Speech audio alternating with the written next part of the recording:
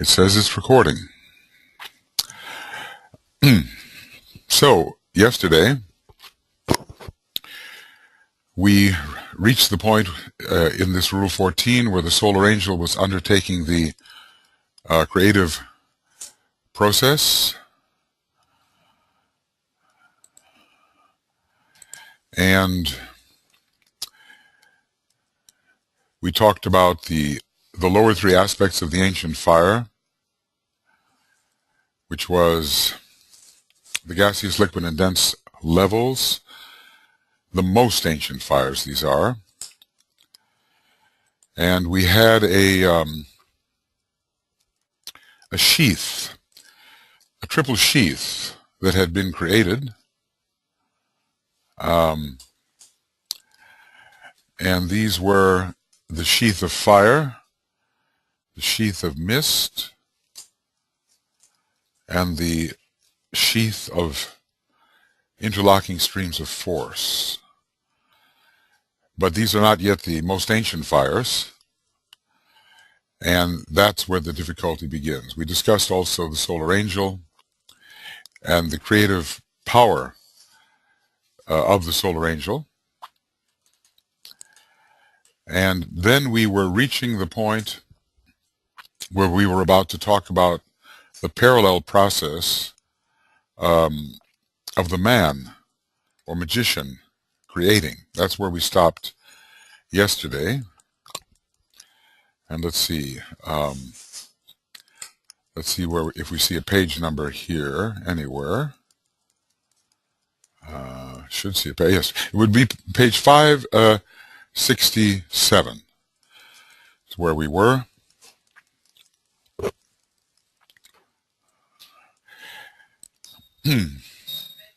White magic. Yeah, we're in white magic now.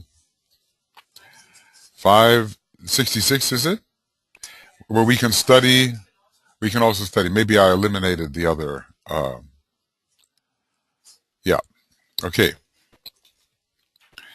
We can also study this rule from the point of view of the initiate. So this is the true white magician, because unless we truly are an initiate, we're only white magicians in training. The true white magician is the initiate, at least of the third degree, because the third eye is open and can direct the process. We can also study this rule from the point of view of the initiate who is preoccupied or occupied with the wielding of forces, and who, through the power of his thought, may have created a thought form. Our purpose is to create the thought form, nurture it, the sound, light, vibration, and form on the mental plane, clothe it with sanctified desire, set it upon its proper path, create a balanced sheath of etheric substance, and then bring it into contact with the ancient fires where it will actually materialize. This thought form he has clothed with an astral or desire sheath, deliberately vitalized it with his energy, and now seeks to give it objective existence and sends it forth to accomplish this purpose and intent. Vitalization occurs both on the emotional plane, whereon the vital power is sought, and also on the plane of vitality. Okay. The crucial moment in all creative work is ever to be found at this stage. And I suppose this applies even when we are not specifically using a magical process, but simply when we're trying to do something in the world. We have good ideas, we want to do something, we feel enthused about it, we feel we have the energy to do it, but it can be incorrectly rendered on the physical plane. In this, it is the stage wherein the vibrant subjective form has to attract to itself that material which will give it organization upon the physical plane. This is an attractive process, and it is an automatic process. There's an automatic magnetism with the etheric nature, and according to the way the ethers are organized, so will the physical form be organized. This fact, he tells us, page 567, has to be remembered no matter what the magician is seeking to render objective. I think we realize that because we are so closely allied with the third aspect of divinity, we are always in the process of creating. Every time we speak, we're in the process of creating. This is a third ray personality planet, and we are, the majority of us, he says, passing through this scheme, third ray monads. We're still largely in the personality phase of our life. Our life is centered mostly on the plane of concrete life, he tells us. Therefore, our words and speech will indicate our thought. We are creative beings, but oftentimes unconsciously creative. So the vibrant, vital form has to attract to itself the material, that is from the denser levels, which will give it organization upon the physical plane. But depending on how well we've done our etheric work, so will be the form on the dense physical plane. He tells us it refers equally to an organization, to a group, or to a society, which are all creations and patterns. It may refer to the materialization of money or to the clothing or exteriorization of an idea. This, of course, is more what we're talking about in the strictly magical process, but we have to realize some of the more ordinary types of creation, which are lower reflections of the magical process. The moment of danger to the magician comes at the final stage, death by burning. A point of fine discrimination is reached, and the magician has to proceed now with caution. That's the thing about the seventh ray. It is among the most cautious of the rays. It knows consequences. The seventh sign, Libra, is somewhat that way. It knows what will be the results of any action taken. The true magician is leaving nothing to chance. Everything is regulated. Many good plans fail to materialize, and the reason lies right here. Well, among those reasons, insufficient foresight, insufficient caution. And I think the hierarchy has witnessed many well-proposed plans which just don't materialize as intended. They call them experiments, and some of those experiments have been with people like ourselves, where many good possibilities never did come to fruition. Many ideas, materializations, come to naught. A plan is, after all, an idea let loose in time and space to seek a form and do its work. A very interesting definition. An idea is, after all, a plan is, after all, an idea let loose in time and space to seek a form and do its work. Ideas are, from the point of view of the lower three worlds, formless, but because they are actually existing on the cosmic physical plane, they do have relatively a form. But they are non-local. In other words, an idea can exist anywhere, but a thought form is more localized. Many of these plans come to naught because their creator, or the creative mind from which they emanate, understands not this particular critical period of the coming together of the energies which are more allied with our present solar system and coming together with those energies which come from the past and have their own pattern, which is very different. A right adjustment of forces has here to be arranged so that neither too much energy is used in the work nor too little. I think we see how the seventh ray and Libra, the idea of cautious balance, is involved in this process. Not too much, not too little. The noble middle path followed here, a exact balancing of forces so that we don't go out of control and cause destruction. When too much energy is released through the medium of the vital body, then a fire blazes forth when the gaseous energy of the dense physical plane is brought in contact with the vital etheric energy. When too much energy is released through the medium of the vital body, then the blazing forth of a fire occurs. And then our thought form will be consumed in fire. It says, thus the embryo form is destroyed. And one thing that is a little ordinary, not necessarily occult, but you can say that people get too excited or too energized. Too much energy pours through them. And you can just see this in ordinary circumstances. They become unreliable conduits for what they're trying to do because they're in a state of excitement, agitation. There's an unbalanced energetic position. So the magician cannot be overstimulated or overly energized or overly excited or agitated. Calmness is required.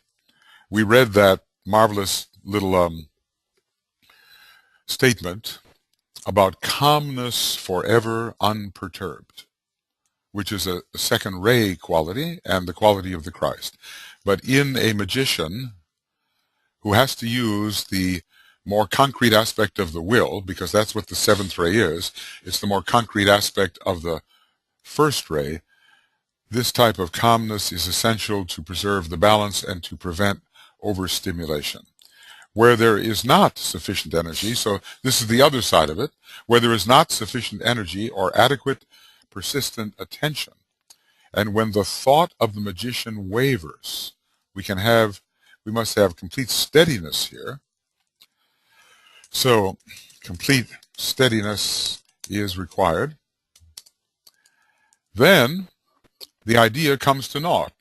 Then the infant is stillborn and nothing comes into objective manifestation. So too much energy is destruction, and too little is non-manifestation. Too much energy is or yields destruction, and too little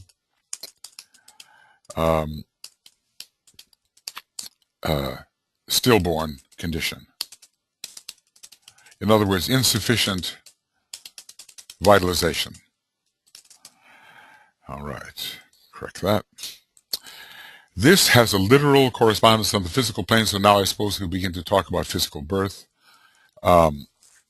Many infants are still born for this very reason, that the solar angel wavers in his intent and is not sufficiently interested to invest himself. This is, well, you kind of wonder why it shows that the solar angels are not perfect beings, and that a decision is being made every time there is a birth, and maybe the solar angel for various purposes does not want to follow through in a particular incarnation, and so the source of animation withdraws. And if the angel does not support the form is not going to exist, or at least the egoic lotus has to support the form. So a literal correspondence. Solar angel. I'm saying that.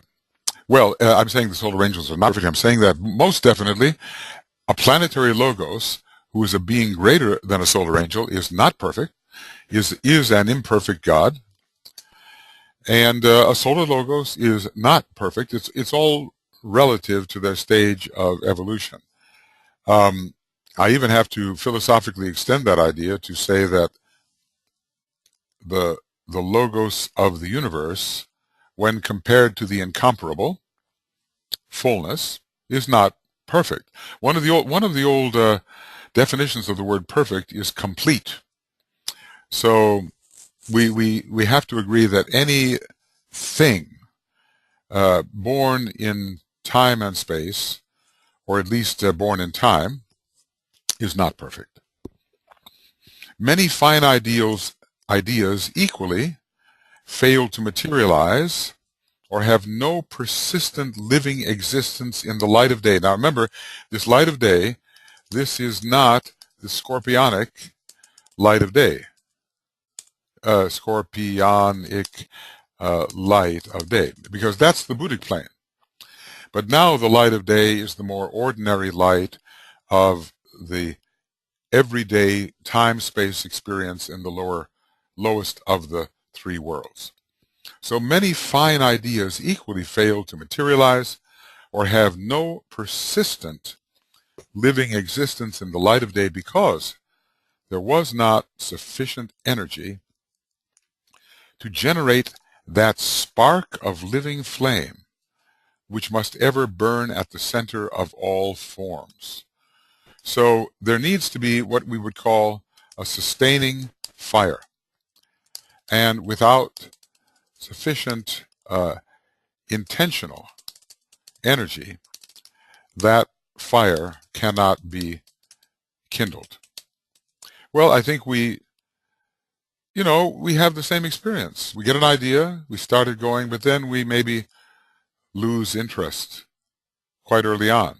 The minute we lose interest, there's no fire to sustain our thought. It just kind of peters out, dies away, and we're on to something else. So I think there are many examples of this in our own life. On the other hand, some of us may have had such a strong intention, let's say with respect to esotericism or the ageless wisdom studies, that when the idea was kindled, that we would pursue the study of these things. We did keep going and going and going because it was a very strong intention. Yes, Lona? Yes. A little back here, yes. When too much energy is released from the medium of the vital body, then the fire passes forth, and the gaseous.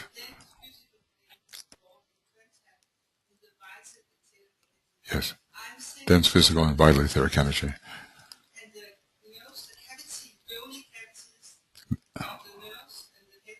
The bony cavities of the nose and head. Yes. Gaseous airs in the bony cavities. Ventricles of the brain. Yes. Vital airs.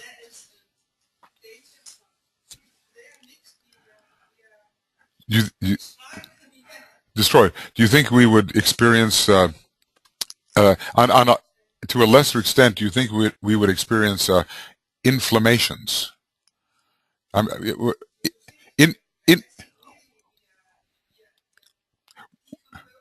Well, I suppose, if you take it to the extreme, then we would. But, sometimes DK talks about overstimulation of the etheric and the burning away of the webs, and he doesn't talk about the disappearance of the vehicle in a great fire so much as the inflammation of tissue and its disintegration and bleeding and all kinds of results.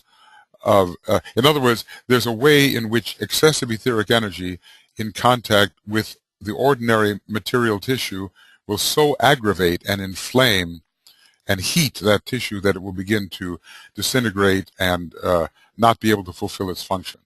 And that can be also fatal.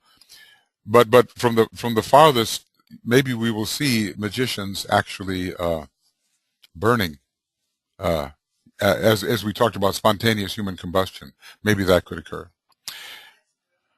Yeah.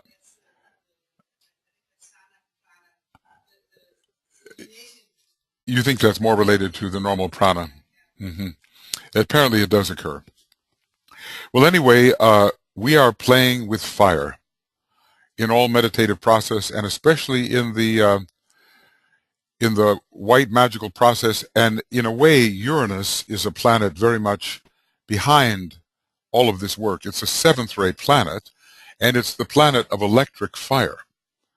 So when we're dealing with attempting to materialize anything or to bring the subtle through precipitation into the dense, the fiery component has to be well regulated. We have to become regulators of fire. Now, we can do this even in our own life in simple ways. You know, some of us have a tendency to become overstimulated when we read or when we meditate or simply when we act. And that type of overstimulation has to be regulated. You sometimes hear about wild enthusiasm. Well, people have to quiet down and temper their enthusiasm, or they get literally carried away. Now, I'm talking about very ordinary things, but that is the regulation of fire we are speaking of. Fiery enthusiasm can ruin a project because it is simply ill-regulated and the energy is ill-applied. So we can even begin to prepare for this more specific magical work by just managing our energy system in an ordinary sense and maintaining calm. He tells us that calm is a very great discipline. It's related to patience. It's related to will. Calm, patience, and will are all acts of inner strength and are well placed in the life of the magician. Yes. Talking about the solar angel. It wavers in his intent and is not sufficiently interested. Can we influence the interest by our own focus? Well, yes, but I think he's talking about the process of human birth here and how the solar angel has partially decided on an incarnation and maybe is sort of experimenting and attempting to foresee what might come, and somewhere along the line says, no, maybe this incarnation is not, after all, a good idea. So there, we, the human being, are in not much position to influence this. But the solar angel has tremendous prevision. As DK said, it can see backwards a number of lives, it can see forward a number of lives, and maybe in this process of gestation, it reevaluates what is coming and then withdraws. Of course, this causes quite a tragedy in the human sphere because the parents feel a tremendous sense of loss and they don't know why this has happened or why maybe some abortions occur which are spontaneous and are not the result of human intervention. But I think maybe we will have to learn how to trust more in an inner wisdom of these higher beings knowing what they are doing. But they are not perfect. Or let's just say they are not perfect in their knowledge. They are not all foreseeing. So it's a very interesting thing that he says here that the solar angel wavers in his intent and is not sufficiently interested. So we do see some some states that are rather related to human states, intention, interest. These are, after all, intelligences of a high nature, but they're not so different from humanity that we cannot relate to them at all. We even say we can relate to the planetary logos and his intention. So we realize we're in the midst of a creative process on an imperfect planet, one of the imperfect gods, and much is experimentation. There's no way around it. We do not have a strict determinism operating. Maybe there may be determinism in this respect, that one day, somehow, and by many different means, we will return to the archetype. There is a pattern in heaven which we can call an archetypal pattern, and by whatever road we reach it, we may well return. But along the way, the roads are many, and the means of getting there are many, and they are very experimental. So there may be a monadic destiny, so to speak, which must occur. but the roads thereto, I think, leave much room for free will, even on the level of the solar angel. I think a strict determinism is a fallacy. This is my own particular judgment on the matter, because there's only one being willing in all the wills. But that being is partially ignorant of its own omniscience. This gets into the philosophical idea of that there's only one being, but it is variously veiled and has limited knowledge in its various emanations. So it is fighting against its own ignorance. And because of that self-veiling that it goes through in the emanation process, it cannot know all the ways and means. And so there must be experimentation. I dealt with this in my Infinity book, in great detail. This has to do, just how omniscient is deity. Well, deity is operating at all levels of emanation, but these levels of emanation are veiled. And in the veiled state, or the self-veiled state, there is no true omniscience, even though it is simply one will willing. So we have some, we do not have an all-powerful will operating at every level of the universal expression.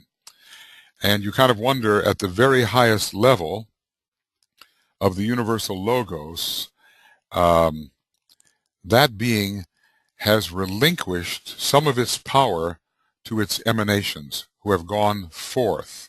So that being is not controlling everything. That being is invested in all its emanations and is acting through them. Okay, I don't want to get too abstract about this, but it's an interesting idea. The old saying is, I don't know if it's from Christian theology or it's certainly theological, that God cannot be God unless he can create the stone he cannot lift. Which is, this is a peculiar idea, but God is a self-limiting being. And one of the ways he limits himself, that God limits itself, is through the emanatory process by which less and less of its power and consciousness are available at lower levels. So we are the one and only God, we ourselves, in a very self-limited condition.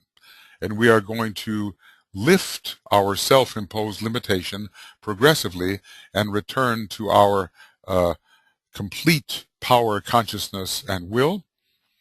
And even then we will discover that because we are the one and only in the universe, we are still an infinitely limited being compared to the absolute fount of all possibility. All right, that was a philosophical digression, but somehow and sometimes I'm led into those.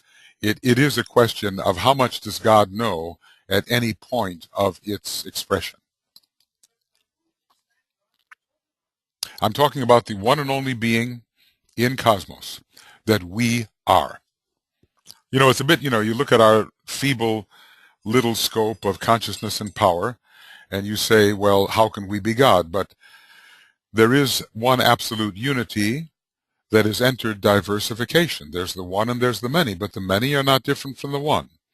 And in trying to work out the relationship between the many and the one, many people have cracked their heads over this, but ultimately the unity must prevail. And I think what I'm arguing for here is free will. In other words, there is no being to impose its will on the one. The one is the only one and has its will. But the reason that things don't work out in a strictly deterministic way is because ignorance gives freedom to experiment. In other words, God becomes ignorant of his full nature through the process of emanation. And there these aspects of itself are allowed freedom in working out their destiny. There is no imposition of the one and only upon every one of its parts. So, this is theology or philosophy, but sometimes we ask those questions, do we have free will, really? And does God or the one being in some way limit us? But there is only one being, and nothing limits it, and it's everywhere active. So it has freedom in a way at every point. It's a very... From Uranus, yes. Yes, it's a Uranian feeling, because Uranus is the planet of complete freedom. And the only law that Uranus abides by is the law that it imposes upon itself, as in Leo, because Uranus is the major ruler of Leo, the hierarchical ruler. There's no one else to impose the law. There's no Saturn to impose a law upon Uranus. So I worked it out more carefully in the book, but the idea is that free will within certain circumscribed limits exists for every entity in cosmos, and that a strict determinism does not take into consideration God's choice to self-limit itself through emanation. Anyway,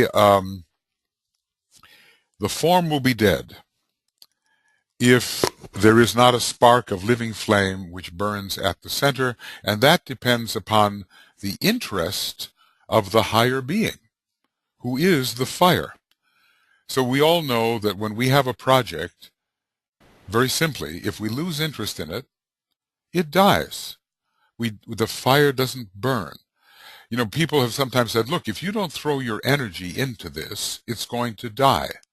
Probably you've heard that said in various ways. Why are you ignoring this? Why are you overlooking this? Why don't you pay attention? Paying attention is feeding something with fire. It's feeding it with life. Okay, so now the danger, therefore, is twofold, so he's going to review this for us. Excuse me. That of destruction by fire, owing to the expenditure of too much energy and the expression of too violent a purpose. First-rate people really have to watch out, because their will can be so strong. They are so intent. The idea in them of what must happen is so driving that the form might not be able to take it. You're always applying fire to fire, and the higher fire just overwhelms the lower fire. That's one type of imbalance. I sometimes, I've seen this work out.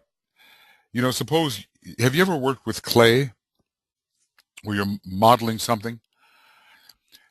There is a balance here, because if you work the clay too hard, you put too much friction into it, you weaken it, it won't sustain your idea. It's an overworked substance, and it just collapses. It wears thin, it loses its strength. Even the idea of metal fatigue, if you start bending metal, it starts to heat up, and before you know it, you don't have a sufficient integrity in the substance to sustain the idea. So it's like an overworked form. And that's what we're talking about here, one of the examples of destruction by fire. Sometimes people say, well, look, I would listen to you. You've got a great idea, but the way you are expressing this to me is driving me away from you. I can't even listen to you because you're coming on so strong. This is another example of overdoing the application of the idea, the pressure to put forth the idea. Okay, so now the next one is, the other danger is that of death through lack of vitality. Whoops, where did I go? Okay, I'm always jumping somewhere.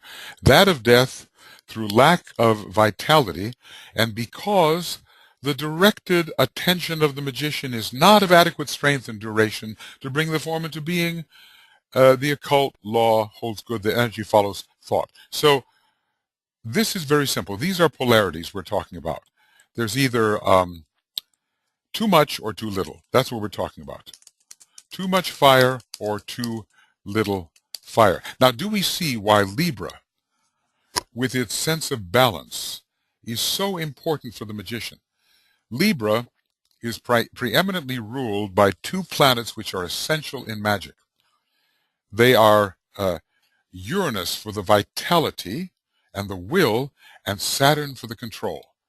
So unless we are very well-regulated beings, and we hold our balance as we're attempting to bring through assessing the strength of our idea and assessing the strength of the material through which the idea must work, it's not going to succeed. And so, when I think about the discipline that's required in occultism, it nowhere impresses itself upon me more forcefully than in the magical process, because we just won't be successful unless we are very intelligent, very astute about assessing the degrees of energy that we are using. Now, it works out in all phases of life, but this is kind of a climax when we're talking about an occult process. Are there any questions here or any thoughts about this? Libra, yes, about Libra, yes. Exactly, that's the point. The esoteric and hierarchical ruler of Libra are these two planets essential for magic and so connected with the etheric and the physical plane, because everything about magic is about what will work out on the etheric physical plane. So Uranus is the four ethers, and Saturn is the three specifically dense levels. And these two have to come into balance. Now, lately, in the sky, we've had quite a bit of what you might call the opposition of Saturn and Uranus. And I was one of those people, and some here too, born in the 1940s, early part of the 1940s, where Saturn and Uranus were conjunct. And I think also in Sagittarius it happened rather later. There was also a conjunction. I'm trying to remember. I think so. You really learn your lesson about balancing those two forces. Because in some ways they're very different, but they both are connected with the cosmic physical plane. So let me show you what I mean. Okay. I'm really hoping this, yep, it's coming through. This is our map, and the entire cosmic physical plane is ruled by Saturn, and in a way, the entire systemic physical plane is also ruled by Saturn, but Uranus rules the upper four levels. And Uranus rules that particular creative hierarchy, which manifests on the cosmic physical plane, the baskets of nourishment. So Uranus has a 7 connected with it. Saturn has a 7 connected with it. Magic has a 7 connected with it. We're talking about embodying the archetype in form. Uranus is the archetype, and Saturn is the vessel, the Sat urn, if you will.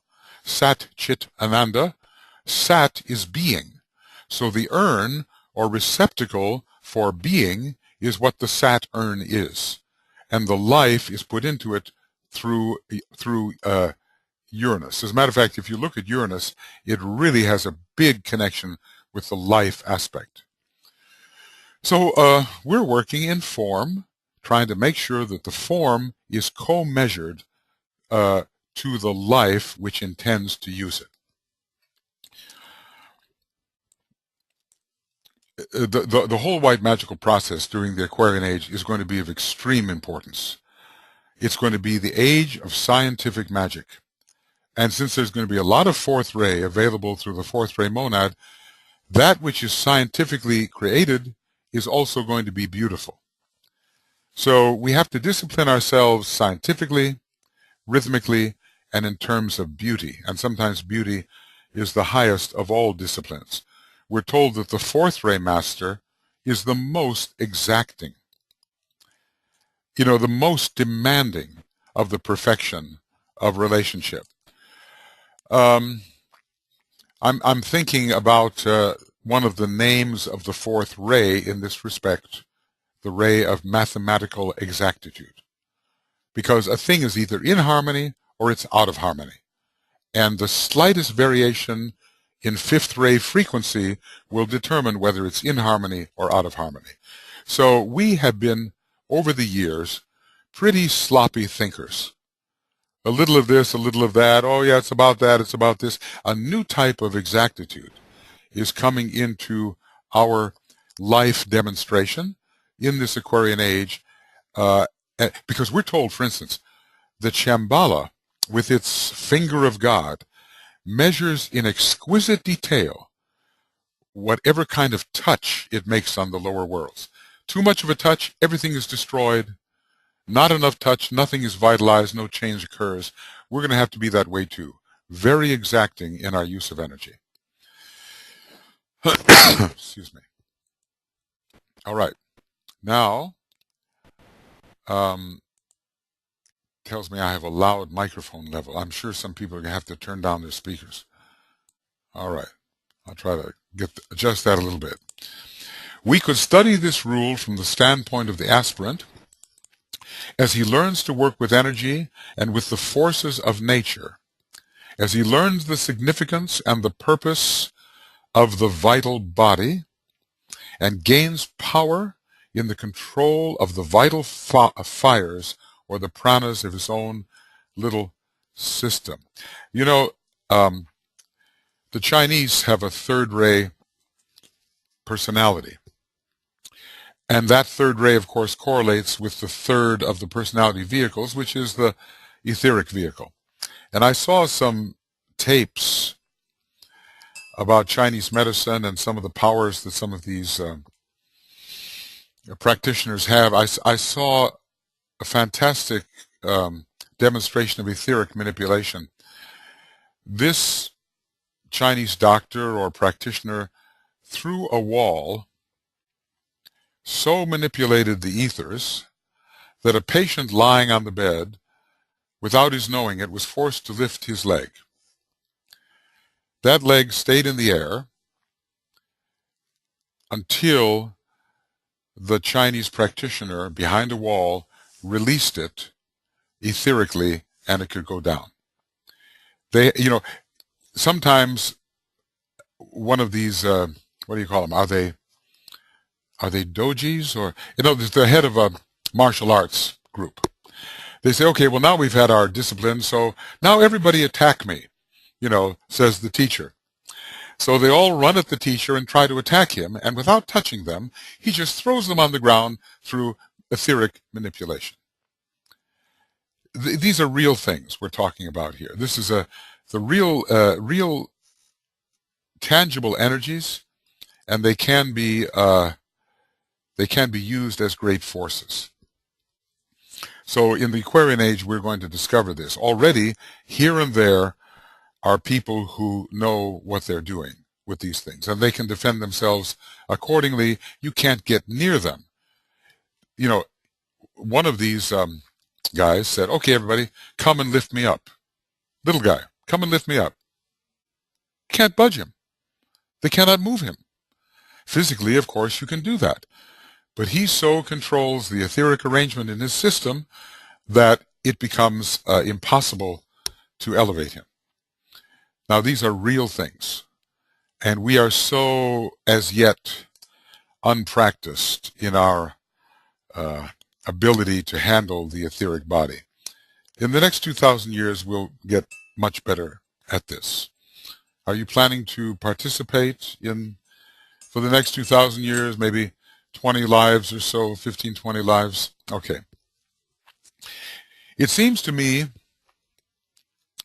says the Tibetan, that for our particular purpose, this line of approach would be of the most use. Learning how to gain power in the control of the vital fires or pranas of our own little system. These instructions are intended for those who are definitely interested in the way of liberation from form. You know, we have a teacher here who is liberated from form. We are not.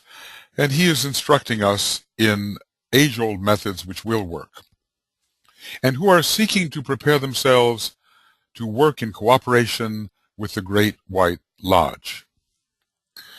They are learning the first steps in the magical work, and for them, therefore, an understanding of the fires and of the energies with which they must work is of prime importance. This is a very important chapter we're into, and I can see that, you know, we will not finish it today, but there are other days, so we will forge ahead. We will therefore confine our attention to this phase of the great work, magic is often called the great work, and consider neither the work of the soul, as it takes incarnation and manifests objectively through a form, nor the work of the initiates as they act as creative magicians under group impulse and through an intelligent understanding of the evolutionary form. In other words, he's saying, when we study this, we will consider neither the solar angel or the hierarchy. They are all creators, and we will not consider them. We're just going to consider the human being and his energy system. These instructions are intended to be practical and to convey the teaching needed to those students who can read between the lines and who are developing the capacity to see the esoteric meaning behind the outer blinds and exoteric forms. Reading between the lines, what does it mean? The seeing of inferences and implications which are not presently stated. In other words, you tell somebody something, and then they can see all the lines of connection that go out from what you said and the different things that are touched by what you said. So in other words, they know, the person who can read between the lines knows a network of relations which are not stated. In other words, they say simply this: there is more in this than meets the eye. And you've oftentimes said that for yourself when you've been presented with a fact, and then so you know what it relates to and connects to. Now, the further we go in our studies, the more of these hidden things we can see. And that's why, you know, DK says, he who has eyes to see, let him see. He who has ears to hear, let him hear. And we're only, as we read this stuff, obviously, we don't see everything by any means. But the few things that we can see, we follow those out. And we do that using what is called the esoteric sense, which is, in fact, the seventh sense. Seventh sense. And this is what it is that's trained in meditation, this esoteric sense, so that we become far more subtle in our appreciation of possibilities and potentials. And we also practice spiritual reading. And we also practice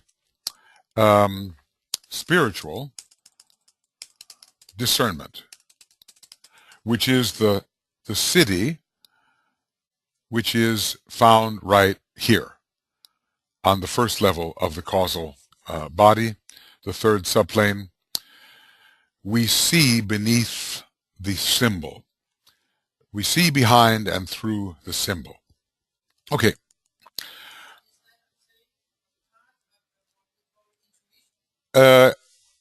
It is related to the intuition, but the thing about intuition, says the Tibetan, is that it always relates to wholeness. So whatever is perceived is within the consciousness of wholeness, and all things are related to the whole. So it's on the way. In other words, it's seeing a subtle pattern. Spiritual discernment is seeing a subtle pattern, a subtle causative pattern behind the obvious symbol. But how that pattern relates entirely to the whole, that may be given to us through the intuition, which is still a higher capability on the fourth subplane of the Buddhic plane. That's where the true intuition is found. You've seen this map, you know, let's see if I can, just very, very quickly, but you've seen it, and for the benefit of those who may not have seen it, hopefully I can reach it. That's it. Here are all of these capacities or cities. So let's look at, there we go. That ought to be good enough. Now, right here is spiritual discernment on the third level of the mental plane. And up here is the true intuition. So I would say that it leads to this higher state because the Buddhic plane takes in wholes. And on the mental plane, we do not yet see the whole or feel the whole. Actually, the correspondence here is discrimination between that which is spiritual and that which is of the personality, is the correspondence to intuition. Intuition is on the fourth level of the Buddhic plane. Discrimination is on the fourth level of the mental plane. So you can compare these different powers by the place they belong on these planes. And when we are exercising discrimination in the manner that is intended here, we somehow can tell the difference between that which is tending towards the personality and that which is tending towards the spiritual powers. In other words, we need this in the magical process so that we can set our form on the proper path. Let the magician set his form upon the proper path. So this is a good map to have, and we have studied it much over the years and need to study it more. All right. And actually, some of this we did the other day. We are now going to consider the pranas. We did this just yesterday. And I would here quote some paragraphs from The Light of the Soul, which give a description of these pranas. We find in Book 2, Sutra 39, that there are 5 aspects of prana. We kind of jumped the gun yesterday. Functioning through and therefore constituting the total etheric or vital body. And here we go. Prana is 5-fold in its manifestations and thus corresponding to the 5 states of mind. That's interesting. The 5th principle, and to the 5 modifications of the thinking principle. I suppose we'd have to go into the Light of the Soul to enumerate those. Prana in the solar system works out as the 5 great states of energy, which we call planes, the medium of consciousness. The 5 differentiations of prana in the human body are. Well, you kind of wonder why they don't say 7, but maybe we're dealing with those parts of the etheric level which are said to be actually part of the human constitution. In other words, we're leaving out the liquid and we're leaving out the very densest level of the physical plane. So we studied this yesterday. I don't know if we need to go through it again. From the nose to the heart, prana; from the heart to the solar plexus, samana; from the solar plexus to the soles of the feet, apana; from the nose to the top of the head, upana; and vyana is the entire sum total of pranic energy distributed evenly throughout the entire body. Its instruments are the thousands of nadis or nerves found in the body, and it has a peculiar definite connection with the blood channels, the veins, and arteries. So this would take us into the esoteric healing work, where he describes the relationship between the centers, the glands, the nadis, and the blood system. He goes into great detail in this, in esoteric healing. Okay, now, the etheric body is the force or vital body, and it permeates every part of the dense vehicle. It is the background, the true substance of the physical body, that which substands the physical body. It is what's called, the etheric body is what's called maybe, etheric body is archetypal substance. because it is formative. It's, according to modern scientific terminology, it's morphogenic, or morphogenic field. According to the nature of the force animating the etheric body, according to the activity of that force in the etheric body, so according to its nature, its type of activity, what it is, according to its degree of vitalization or aliveness, its aliveness or sluggishness of the most important parts of the etheric body, the centers up the spine, so will be the corresponding activity of the physical body. So when we look at how we act physically, we should take it back to the nature of the force which animates the etheric body, to the degree of activity of that force, type of activity, to the aliveness or vitality of that force, so will be our actions in the physical body. Similarly and symbolically, according to the wholeness of the breathing apparatus and according to the ability of that apparatus to oxygenate and render pure the blood, so will be the wholeness of the dense physical body. Now, is there a connection between the breathing apparatus and the etheric body? Which is an obvious question in a way. Is there a connection between the breathing apparatus and the etheric body? And of course, there is. The breathing apparatus deals with the gaseous level, and according to the manner of the breathing, so is the possibility of igniting with vitality the whole system. Now, from an astrological perspective, the breathing apparatus is ruled by what sign and planet? Gemini and Mercury, okay? And isn't it interesting that one of the major signs ruling the etheric body is also Gemini, isn't it? And all of the many connections between the nadis of all kinds, that entire web of relationships is also a Gemini and Mercurial relationship. There's a lot of Ray 3 in Mercury, even though we consider it a Ray 4 planet for solar purposes.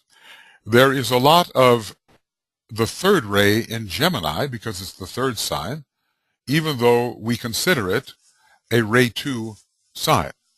So in its lower aspects, and also maybe in some of its higher aspects, the third ray is very prominent. The etheric vehicle is the third vehicle. It's the web. It's the net. So if we want to vitalize our etheric mechanism, the power of the breath is very important. We are also told, whoopsie, come back. We're also told that thought controls the etheric body. Now, yes, go ahead. Page 77, Rule 2.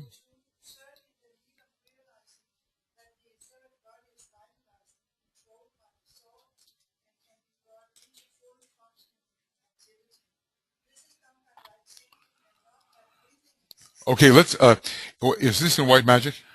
Okay, so is page 70 what?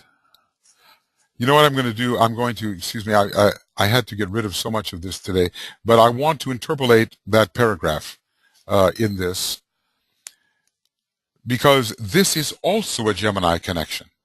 You can count down, you can count up. And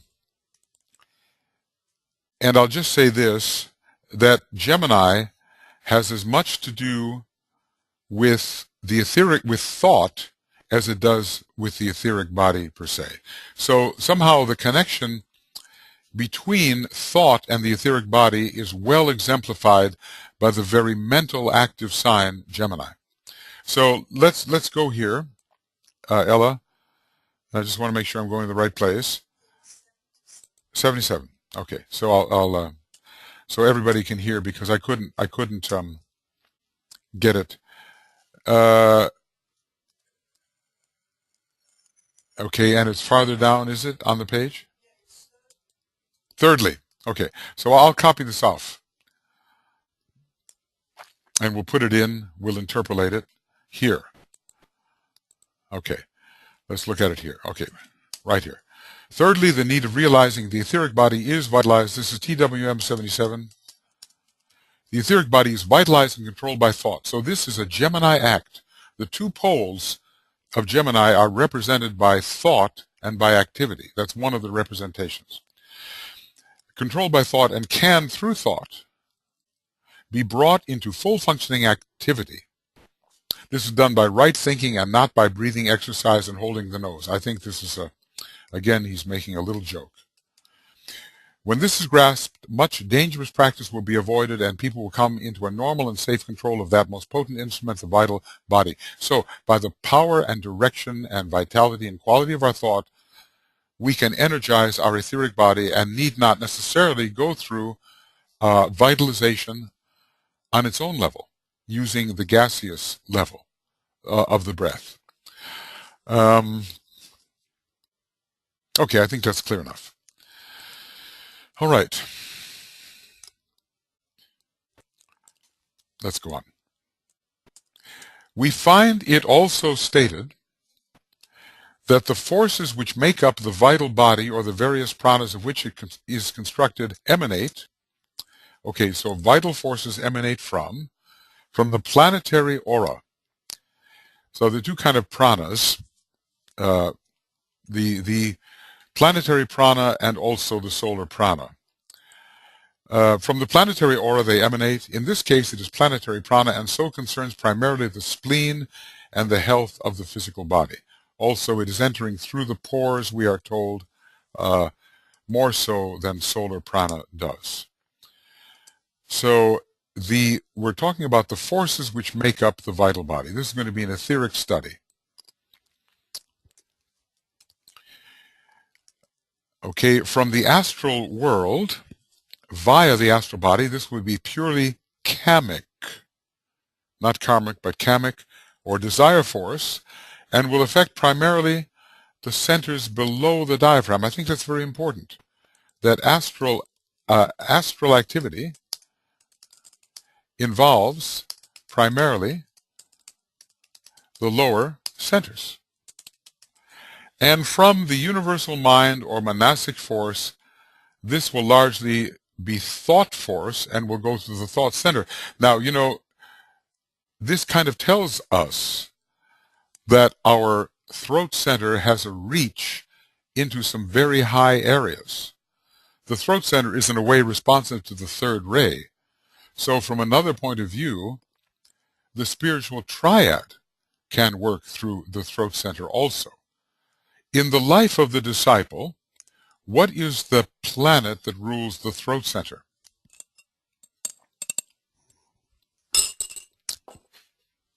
We should know this.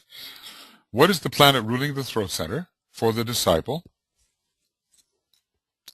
You said Saturn. It is Saturn. What is the planet ruling the atmic plane?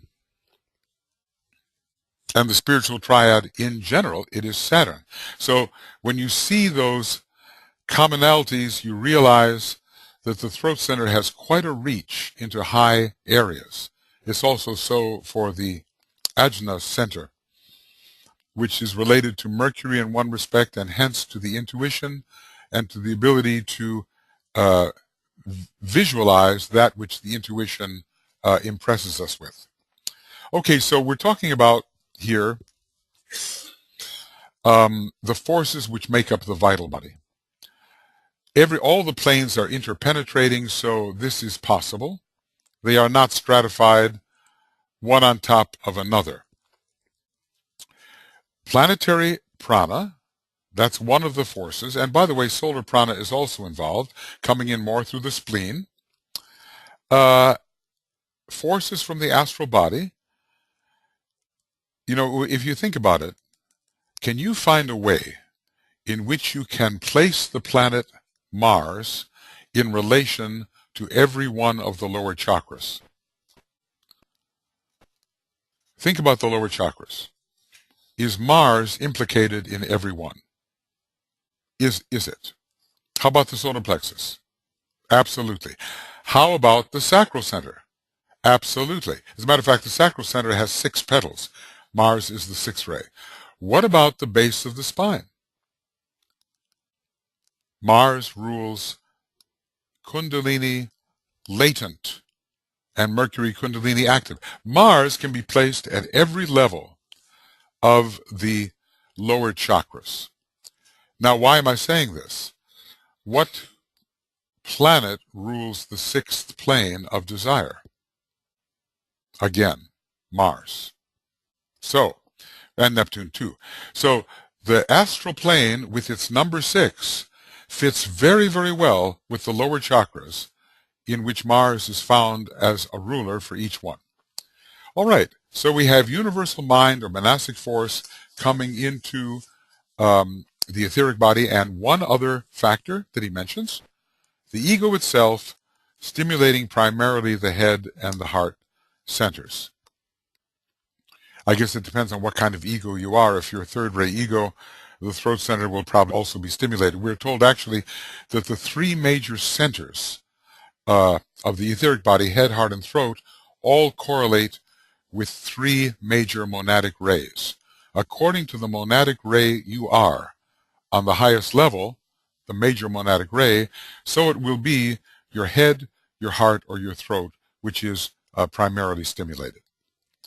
We read also that most people receive force only from the physical and astral planes, but disciples receive force also from mental and egoic levels. Now, what are the implications of that? In other words, we look at society, we look at people, we look at what they're thinking about. Where is their force coming from? Mostly the lower levels. Does it have something to do with the illumination?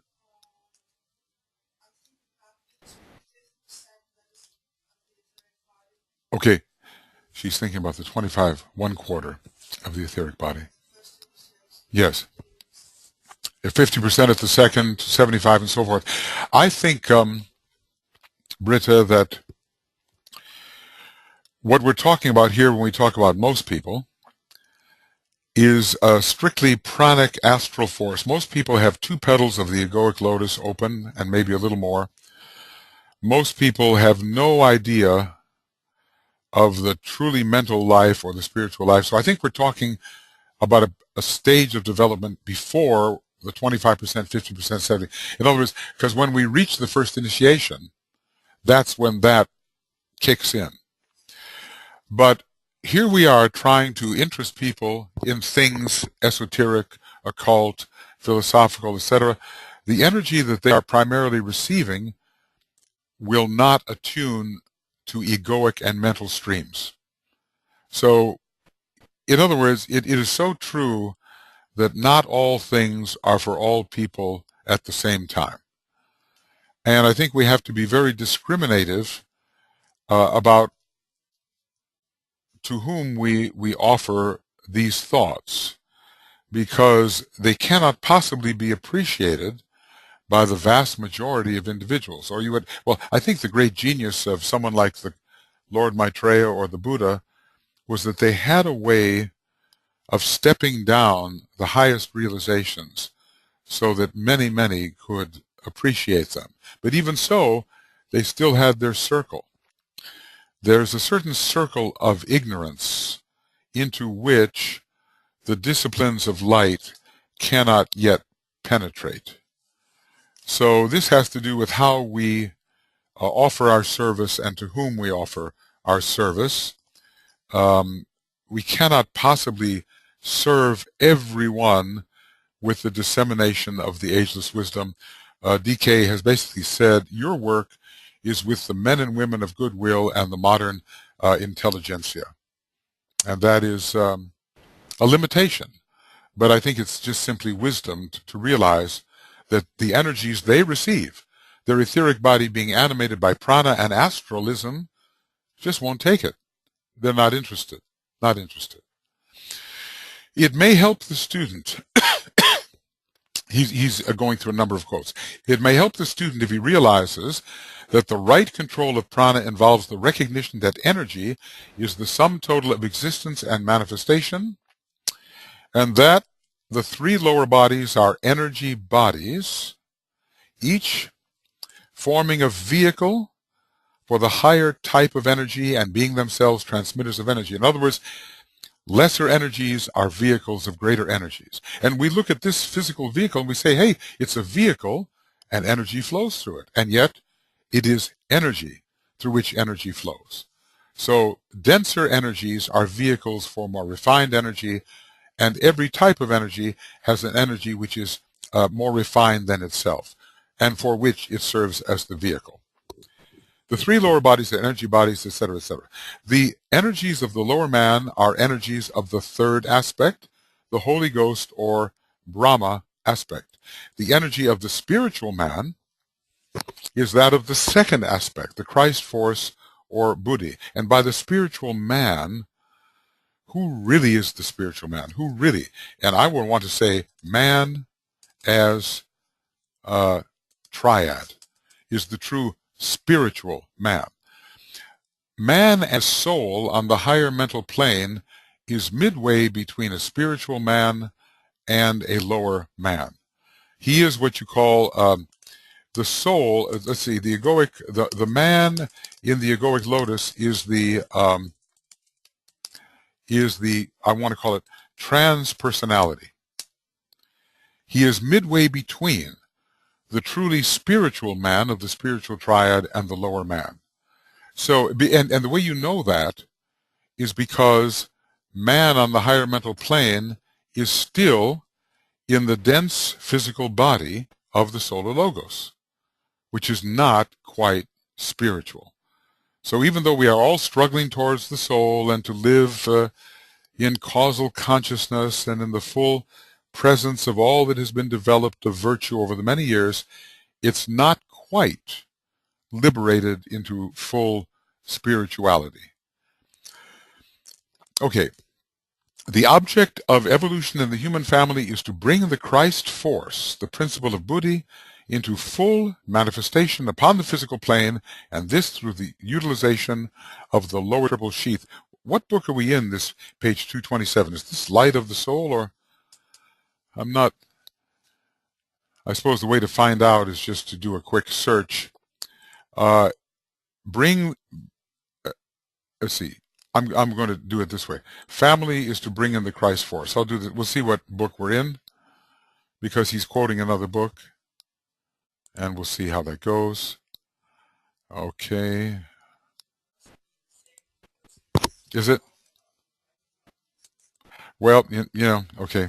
We'll just see what it is. Light of the Soul. Light of the Soul. Light of the Soul.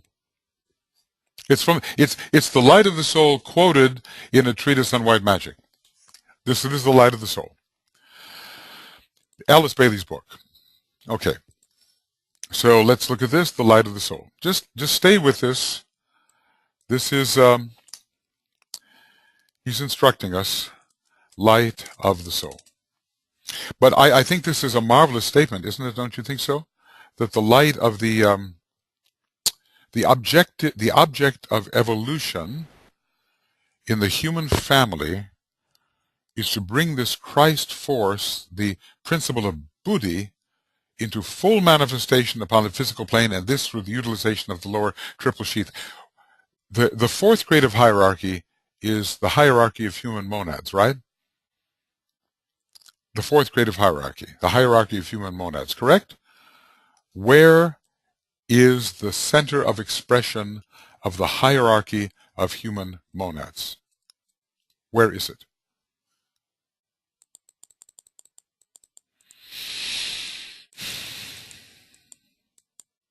Let's look at the table of creative hierarchies. Here we are. Here is the hierarchy of human monads. Upon what plane are they expressing?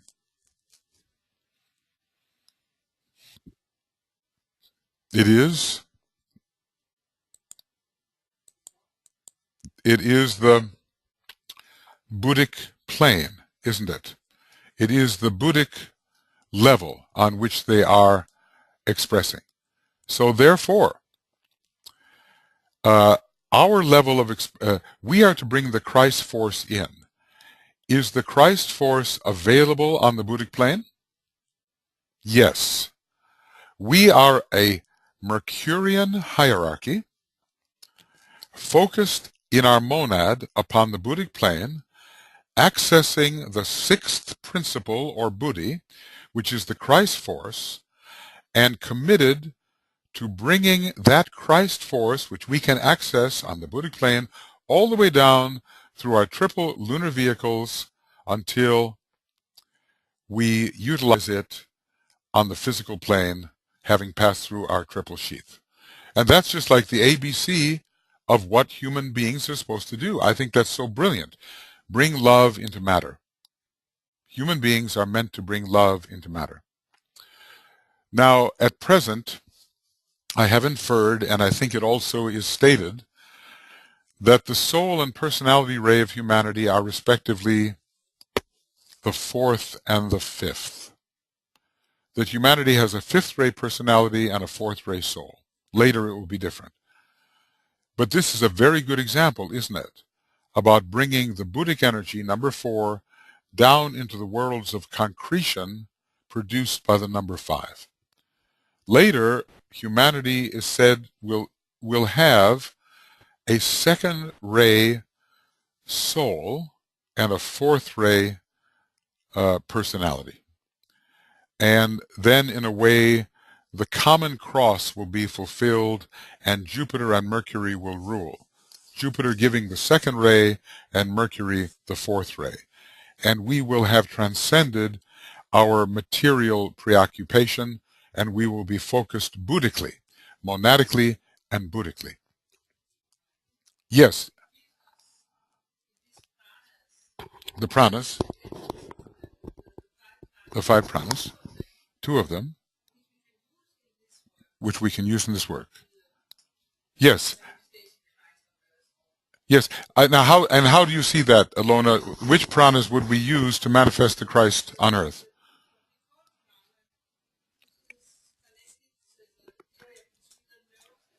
The nose and the heart, that's prana, and upana, between the nose and the head. Yes.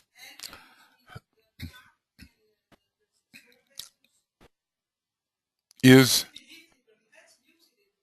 yes, samana, has to be lifted up. Yes, yes, so we have to lift samana into prana and upana. Okay, all right. Yes, it's quite a hint.